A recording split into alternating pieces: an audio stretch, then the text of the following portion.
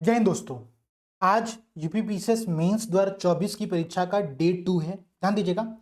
आज डे 2 पर दो प्रश्न पत्र होने वाले हैं। ठीक है, पहला जो कि जीएस पेपर 1 है, जो कि ऑलरेडी हो चुका है, और आज के सेशन में अभी हम लोग जीएस पेपर 1 की प्रॉपर एनालिसिस करेंगे।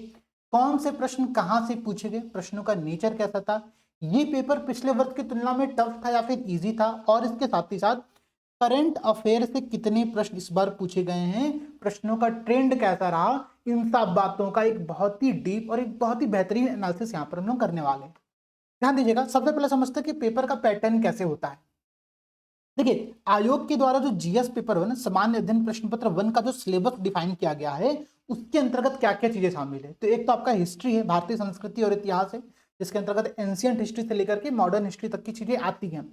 ध्यान रखना, यहाँ पर आजादी के पश्चात का जो भारत है, वहां से भी प्रश्न पूछे जाते हैं। और आज के इस पेपर में 2024 का जो पेपर हुआ है, इसमें स्वतंत्र भारत के पश्चात के कुछ क्वेश्चन भी आपको देखने को मिल जाएंगे, उनको भी समझेंगे। प्लस इसके साथ साथ ध्यान समझिएगा, अगर आप ध्यान दोगे तो यहाँ पर वर्ल्ड हिस्ट्री को भी आपके सिलेबस के अंतर्गत शामिल किया गया है, विश्व इतिहास को भी शामिल किया गया है। और सामान्य तौर पर हर साल विश्व इतिहास से एक प्रश्न देखने को मिल ही जाता है, जो कि इस बार भी आपको यहाँ पर दिखेगा।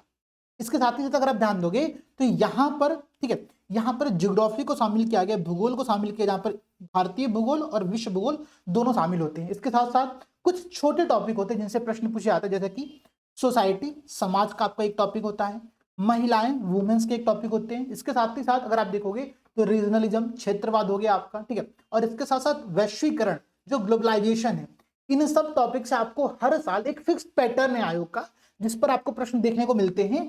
उसी पैटर्न को इस बार भी फॉलो किया गया है, लेकिन प्रश्नों के जो लेवल थे, कुछ प्रश्नों का जो नेचर था, वो थोड़ा आपको नया देखने को यहाँ पर मिलने वाला है। आइए समझते हैं कि पेपर में कितने क्वेश्चन और कैसे पूछे जाते हैं। कुल 20 प्रश्न रहते हैं, जो कि दो पार्ट में रहते हैं, सेक्शन ए और सेक्शन बी। तो सेक्शन ए होता है, उसमें 10 प्रश्न दिए जाते हैं, जो कि शॉर्ट आंसर के प्रश्न होते हैं। यहाँ पर आपको 125 शब्द में अपना आंसर कंप्लीट करना रहता है। इसके बाद आता है आपका लॉन्ग आंसर वाले क्वेश्चन, जो कि 10 प्रश्न होते हैं, और इसमें आपको 200 शब्दों में आंसर कंप्लीट करना रहता है। ठीक है, तो कुल मिलाकर अगर आप ध्यान दोगे यहाँ पर, तो 125 गुणे 10 और 200 गुणे 10, आपको टोटल 3250 शब्द यहां पर लिखने रहते हैं। ये जीएस पेपर के 6 पेपर का जो है शब्द लिमिट यहां पर होता है। बात समझ रहे हो आप लोग? ठीक है, अब ध्यान दीजिएगा कि प्रश्न में कौन कौन से प्रश्न पूछे गए हैं। पहला जो प्रश्न इस बार पूछा गया, जो कि अपने में ही बहुत अच्छा प्रश्न है। ठीक है, प्रश्न क्या कह रहा है, और मुझे लगता है ये प्रश्न भी थोड़ा सा नया है, ऐसे पैटर्न में प्रश्न आपको नहीं दिखेंगे। ठीक है, प्राचीन भारतीय इतिहास के अध्ययन के लिए साहित्यिक स्रोतों का परिचय दीजिए। ठीक है, जितने भी लिटरेचर रहे, ठीक है, जितने भी लिटरेचर सोर्स हैं जिसके माध्यम से हम एंशियंट इंडियन की हिस्ट्री का स्टडी करते हैं, अध्ययन करते हैं, उसके बारे में यहाँ पर आपसे प्रश्न पूछा गया है। इससे पहले आपने कई बार गुप्ता काल के साहित्य पर प्रश्न देख चुका, आपने संगम काल के साहित्य पर प्रश्न प्रीवियस ईयर में देखा हुआ है। यहां पर जो प्रश्न पूछा गया, वो एंशियंट इंडियन हिस्ट्री, जो प्राचीन भारतीय इतिहास रहा है, उसके साहित्यिक स्रोतों के बारे में रहा, कि कहां से आप जो उस समय की जानकारी प्राप्त करते हैं, उस समय का अध्ययन करते हैं, उसके बारे में आपको परिचय देना है। ऑब्वियसली यहां पर आपको थ्योरी के साथ साथ कुछ एग्जांपल्स भी मेंशन करने रहते हैं, आपको एग्जांपल भी यहां पर बताने रहते हैं। ठीक है, पहला प्रश्न बहुत अच्छा प्रश्न है, ध्यान दीजिएगा।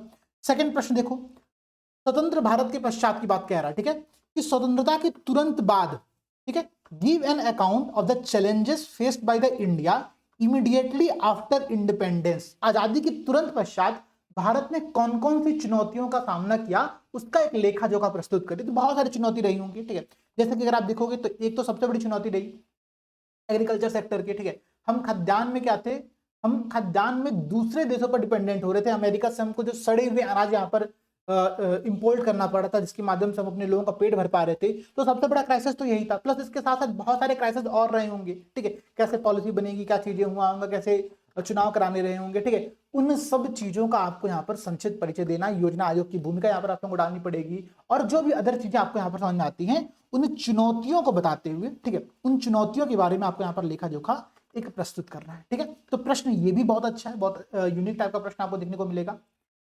थर्ड जो प्रश्न है, ठीक है, स्टार्टिंग के 3 प्रश्न ध्यान से समझना, स्टार्टिंग के 3 प्रश्न अपने में एक अच्छे प्रश्न थे। ठीक है, मतलब ये किसी भी एस्पिरेंट को एग्जाम हॉल के टाइम पर, देखो एक बात समझना, पेपर की एनालिसिस एग्जाम हॉल के बाहर बैठकर करना बहुत ईजी काम है। आपको लगता होगा ये सर आ जाते हैं बैठ के एनालिसिस करने लगते हैं, समझो, मेरा ये काम है, मेरा काम इसलिए ताकि आप समझ पाओ कि पेपर किस प्रकार का पूछा गया था, पेपर में क्या चीजें थी, क्या चीजें हम लोग को पढ़नी है। लेकिन जब आप ये एग्जाम हॉल में बैठ के पेपर देख रहे होते हो ना, तो पेपर बहुत टफ होते हैं। जब आपको स्टार्टिंग के 3 प्रश्न ऐसे मिल जाएंगे, क्या एंशियंट इंडियन हिस्ट्री के जो साहित्यिक स्रोत है उनके बारे में बताइए। सेकंड की स्वतंत्रता के पश्चात भारत के सामने कौन कौन सी चुनौतियां रही। थर्ड वर्ल्ड हिस्ट्री का प्रश्न, क्या नेपोलियन क्रांति का पुत्र था, ठीक है, Napoleon was the son of the revolution, explain, इसको व्याख्या करना है। बहुत अच्छा प्रश्न है, ठीक है, प्रीवियस ईयर से संबंधित प्रश्न। अगर आप पीवाईक्यू देखोगे तो आपको ये प्रश्न दिख जाएगा, ऐसे प्रश्न, ठीक है। तो 3 प्रश्न स्टार्टिंग के बहुत अच्छे। अच्छा, चौथा प्रश्न, आयोग ने अपने ट्रेंड को फॉलो किया है। ये प्रश्न आप प्रीवियस ईयर में भी देखोगे, प्लस इसके साथ साथ अगर आप कोई भी टेस्ट सीरीज लगाते हो, जैसे हम आप अगर हमारी भी टेस्ट सीरीज लगाओगे तो वहां पर ये प्रश्न आपको देखने को मिल जाएगा। ये एक फिक्स पैटर्न होता है आयोग का, जहां से वो प्रश्न पूछती है। प्रश्न क्या है, discuss the impact of the globalisation on the Indian society, भारतीय समाज पर वैश्वीकरण के प्रभावों की चर्चा करें। प्रभाव मतलब क्या, हम लोग क्या समझते हैं कि वैश्वीकरण का नकारात्मक प्रभाव पड़ रहा है केवल, नहीं भाई, ध्यान देना। प्रभाव या फिर इंपैक्ट मतलब हो गया आपको पॉजिटिव इंपैक्ट और आपको निगेटिव इंपैक्ट दोनों यहां पर शामिल करने पड़ेंगे। ये क्वेश्चन अच्छा था, जिसने भी प्रीवियस ईयर क्वेश्चन अच्छे से पढ़ा होगा इस क्वेश्चन को बहुत इजीली अटेम्प्ट कर लेगा, ठीक है, नो डाउट, बहुत अच्छे से अटेम्प्ट कर लेगा। हमने टेस्ट सीरीज में भी इस क्वेश्चन को शामिल किया था, और यही क्वेश्चन नहीं, आप अगला क्वेश्चन भी देखो। अगला क्वेश्चन क्या कह रहा है, भारतीय ग्रामीण समाज के विकास में महिला संगठन की भूमिका का वर्णन कीजिए, प्रीवियस ईयर क्वेश्चन, ठीक है, पीवाईक्यू प्रश्न। और ये भी क्वेश्चन हमारे यूपी पीसीएस की मेंस टेस्ट सीरीज में शामिल किया गया है। बहुत अच्छा प्रश्न है। क्वेश्चन क्या कह रहा है, explain the contribution of the women's organisation in the development of the Indian rural society. और यहां पर आपको एग्जांपल्स देने पड़ेंगे कि भाई कौन कौन सी ऐसे महिला संगठन है, लिज्जत पापड़ हो गया, ठीक है, और जो अन्य संगठन है, ठीक है, वो किस प्रकार से ग्रामीण समाज के विकास में भूमिका को निर्वाह कर रहे हैं, ठीक है। तो लखपति दीदी कार्यक्रम से आप इस चीजों को करंट से जोड़ सकते हो, और बैक पे आप कहीं पर भी जाकर के एग्जांपल्स को यूज करते हुए इस क्वेश्चन के आंसर को बहुत स्ट्रक्चर्ड वे में लिख सकते हो। प्रीवियस ईयर क्वेश्चन और मेंस की टेस्ट सीरीज दोनों में प्रश्न आपको देखने को मिल जाएगा। अगला क्वेश्चन फिर से अच्छा है, कह रहा है भारतीय संस्कृति की मुख्य विशेषताओं का वर्णन कीजिए, describe the main characteristic of the Indian culture. चलो ये मैं आप लोगों को होमवर्क दे रहा हूं, सब लोग कमेंट सेक्शन में बताओ कि आप भारतीय संस्कृति की किन विशेषताओं का यहाँ पर वर्णन करोगे, ठीक है। सब लोग कमेंट सेक्शन में इस बात का आंसर जरूर देना और बताना अपना अपना ओपिनियन कि आप इस क्वेश्चन के आंसर में किस किस बिंदुओं को, किन किन बिंदुओं को यहाँ पर शामिल करते हैं। अगला क्वेश्चन फिर से बहुत अच्छा है, मनुष्यों के लिए महासागरों का क्या उपयोग है, ठीक है। तो what is the use of the ocean for the humans, तो ओशन के जो रिसोर्स होते हैं, ठीक है, उनके बारे में आप जिक्र करिए। यहाँ से आप चाहो तो मत्स्य उत्पादन, झींगा उत्पादन, इन चीजों को भी लिंक कर सकते हो। प्लस इसके साथ साथ, ठीक है, इसके साथ साथ जो भी रिसर्च हम लोग यहाँ पर कर रहे हैं, ठीक है, उन रिसर्च का जिक्र करते हुए आप इस चीजों को आगे बढ़ा सकते हो। यहाँ से हम खनिज का उत्पादन करते हैं, मिनरल्स का प्रोडक्शन करते हैं, इनको भी यहाँ पर आप शामिल कर सकते हो। तो ये सारी बातें यहाँ पर आपकी शामिल हो जाएंगी, ठीक है। 125 शब्द का प्रश्न है, बहुत अच्छे से प्रश्न आप इसको लिख सकते हो। अगला क्वेश्चन देखो, कह रहा है कि जलवायु, मृदा और वनस्पति, क्लाइमेट, सॉइल एंड वेजिटेशन, इनके अंतर संबंधों को स्पष्ट करना है। ये प्रश्न अपने में अच्छा है, ठीक है, ये थोड़ा सा आपको परेशान कर सकता है, लेकिन अगर आप यहाँ पर मैप बना करके कुछ चीजें को रिप्रेजेंट करोगे, ठीक है, तो बहुत अच्छे से आप इस क्वेश्चन को कर सकते हो, ठीक है। यहाँ पर मैप बनाने की संभावना अच्छी खासी थी। अगला क्वेश्चन देखो क्या कह रहा है, सेम प्रीवियस ईयर क्वेश्चन, और मैं आपको अगर दिखाऊं तो ये हमारे यूपी पीसीएस के मेंस टेस्ट सीरीज का भी प्रश्न है, ठीक है। प्रश्न क्या कह रहा है, स्मार्ट सिटी क्या है, इसकी प्रमुख विशेषताओं का वर्णन कीजिए, ठीक है। What is the smart city, describe it's main characteristic. Exactly previous year question है, आप प्रीवियस ईयर में इस प्रकार के प्रश्नों को देख सकते हो। मुझे लगता है 2 बार ये प्रश्न पूछा गया, ठीक है। अगला क्वेश्चन कह रहा है भारत के भूकंपीय क्षेत्रों पर टिप्पणी लिखिए, ठीक है। Right a note on the seismic zone of the India, कितने सेस्मिक जोन में हम डिवाइड करते हैं, ठीक है, 1 होता है कि नहीं होता है, 2, 3, 4, 5 क्या होते हैं, और साथ साथ में आप इसको मैप के थ्रू रिप्रेजेंट करोगे तो बहुत शानदार इसका आंसर यहाँ पर आपका चला जाएगा, ठीक है। कंक्लूजन आप डाल सकते हो कि भारत जो हमारा एनडीआरएफ है या फिर जो हमारा भारत सरकार है वो भूकंपीय आपदाओं से निपटने के लिए किन किन प्रयासों का कर रही है। जैसे कि आप यहाँ पर एग्जांपल में ऐड कर सकते हो कि अभी हमने क्या किया, अभी म्यांमार में जो भूकंप आया था वहां पर हमने तकनीक का बहुत अच्छा प्रयोग किया, वहां पर हमने नैनो रोबोट्स का प्रयोग किया, वहां पर हमने ड्रोन का प्रयोग किया। इन सारे पॉइंट्स को भी आप यहाँ पर ऐड कर सकते हो, ठीक है, कि भाई कंक्लूजन में, ये पॉइंट कंक्लूजन में आपको जाएगा ऑब्वियसली, क्योंकि प्रश्न भूकंपी क्षेत्रों पर है, ठीक है। तो सेस्मिक जोन्स आपको बताने, कौन कौन सेस्मिक जोन है उसको आपको मैप में दर्शाना पड़ेगा, ठीक है, और फिर आपको कंक्लूजन यहाँ पर देना रहेगा, ठीक है। अच्छा प्रश्न है, ध्यान दीजिएगा। यहां से आपके 200 शब्द वाले प्रश्न स्टार्ट होते हैं, ध्यान दीजिए ना। देखो जो 125 शब्द वाला प्रश्न होता है उसके जो मार्क्स होते हैं वो होते हैं 8 नंबर के, ठीक है। तो 8 मार्क के आपके 10 प्रश्न हो गए 80 नंबर के, और 200 शब्द वाला जो प्रश्न होता है उसके आपके 12 नंबर होते हैं, तो 12 × 10 यहाँ पर आपका 120 हो गया। तो 80 और 120 कुल 200 नंबर का ये आपका प्रश्न पत्र है। ठीक है, ध्यान देना, लास्ट के 10 प्रश्न बहुत अच्छे होते हैं, बहुत इंपॉर्टेंट होते हैं। कि फ्रांसीसी क्रांति, अच्छा वर्ल्ड हिस्ट्री से यहाँ पर 2 प्रश्न पूछ दिया है।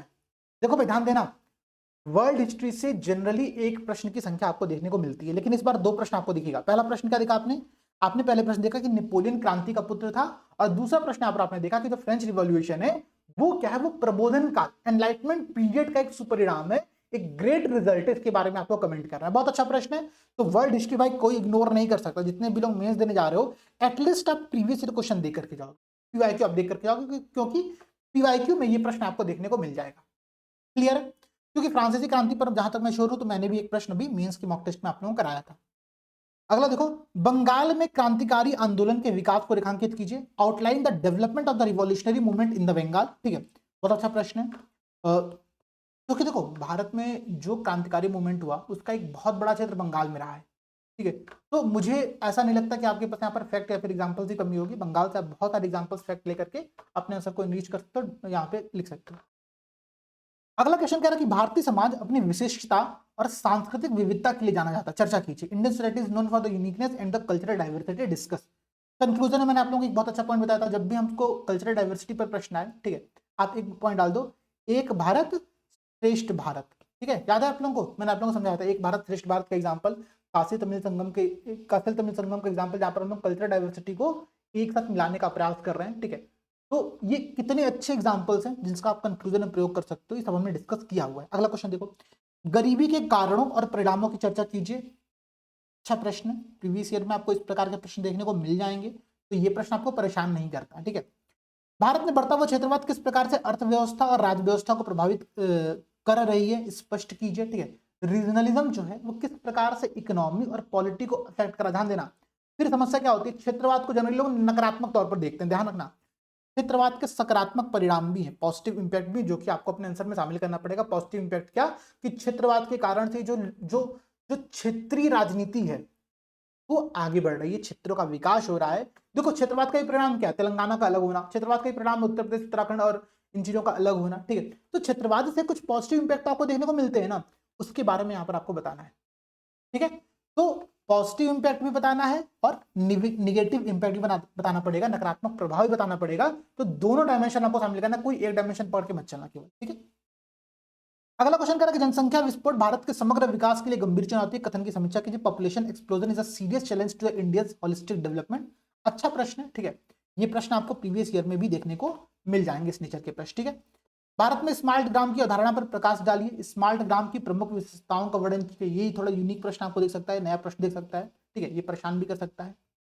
भारत में वन एवं जल स्रोतों के जैविक विविधता का संरक्षण पारिस्थितिकी संतुलन बनाए रखने के लिए आवश्यक है, विस्तार से स्पष्ट की। ठीक है, अगला क्वेश्चन है, सुनामी की विशेषताओं, कारणों और प्रभावों का उदाहरण सहित विवेचन कीजिए। ये भी प्रश्न आपको प्रीवियस ईयर क्वेश्चन के ट्रेंड पर ही दिखता है। ठीक है, तो देखो नए प्रश्न क्या दिखेंगे आपको, क्वेश्चन नंबर 19। ठीक है, कि वन और जल स्रोतों की जैविक विविधता का संरक्षण पारिस्थितिकी संतुलन बनाए रखने के लिए आवश्यक है। नया प्रश्न दिखेगा भले, लेकिन इसको भी आप लोग अपने जीएस जब हम लोग पढ़ते हैं तो वहां से इसको अच्छे से कर सकते हैं। प्रश्न जो आपको यहाँ पे परेशान कर सकता है वो प्रश्न कौन सा, मैं आपको समझा देता हूँ। देखो, एक जो सबसे इंपॉर्टेंट प्रश्न यहाँ पर मुझे लगा, एक तो आपके वर्ल्ड हिस्ट्री के जो दोनों प्रश्न थे वो प्रश्न थोड़े से यूनिक आपको लगेंगे। ठीक है, इसके अलावा प्रश्न आपको लगा यूनिक क्वेश्चन नंबर 8, जलवायु, मृदा और वनस्पति के अंतर संबंधों को स्पष्ट करना, में थोड़ा सा परेशान करने वाला प्रश्न है। जैसे पिछले साल आपको कुछ बाउंसर प्रश्न देखने को मिले थे, उन प्रश्नों को, वो प्रश्न आपको यहाँ पर बहुत देखने को नहीं मिलेंगे, लेकिन स्टार्टिंग के 3 प्रश्न, क्वेश्चन नंबर 8, ये ऐसे प्रश्न जो कि आपको थोड़ा परेशान कर सकते हैं। तो जितने भी लोग, अब ध्यान देना, जितने भी लोग अक्टूबर में यूपीपीसीएस प्रीलिम्स देने वाले हो, देखो आप लोगों के लिए बहुत सिंपल सजेशन, प्रीवियस ईयर के एनालिसिस आपके लिए बहुत जरूरी है, और इसमें केवल प्रीलिम्स नहीं बल्कि मेंस को भी शामिल करना पड़ेगा। और इसीलिए हम आपसे बार बार कह रहे हैं कि 2024 के प्रश्न पत्रों को ध्यान से देखिए। ठीक है, पेपर के पैटर्न को समझने का प्रयास करिए, किस प्रकार के प्रश्न आपसे यहाँ पर पूछे गए हैं। मैं यहाँ पर फिर से खुल के कह रहा हूँ, ना समझना, आप सब अगर अक्टूबर में एग्जाम देने जा रहे हो तो इसमें से कोई एक प्रश्न का चयन करो, उसका आंसर आप सब लोग लिखो। ठीक है, अगर मुझसे आप पूछोगे तो मैं आपसे कहूंगा ये वाला प्रश्न लिखने को। ठीक है, जो मैंने आप लोगों को होमवर्क दिया, क्वेश्चन नंबर 6, भारतीय संस्कृति की मुख्य विशेषताओं का वर्णन कीजिए, describe the main characteristic of the Indian culture. सब लोग इसका आंसर लिखो, लिख करके जो हमारा फैमिली ग्रुप है, ठीक है, वहां पर शेयर करो। देखो क्या है ना कि ऑब्वियसली बहुत कम लोग शेयर करेंगे, तो जो कम लोग शेयर करते हैं वही लोग एक एक्स्ट्रा एफर्ट करते हैं, एक्स्ट्रा पुश देते हैं अपने आप को, तो उनका रिजल्ट पॉजिटिव में कन्वर्ट होता है। ठीक है, ये बात आप लोगों को समझनी पड़ेगी, मेहनत करो। ठीक है, जीएस पेपर 2 जैसे ही आता है उसको भी डिस्कस करेंगे, उसको भी समझने का प्रयास करेंगे पेपर का पैटर्न कैसा रहा। पेपर अच्छा था अपने में। ठीक है, जितने भी लोग इस बार मेंस दिए सभी लोगों को शुभकामनाएं हैं, आप लोगों का बहुत पेपर अच्छा हो इस बात की मैं कामना करता हूँ। तैयारी करते रहो। ठीक है, मिलते हैं आप लोगों से नेक्स्ट सेशन में। जय हिंद।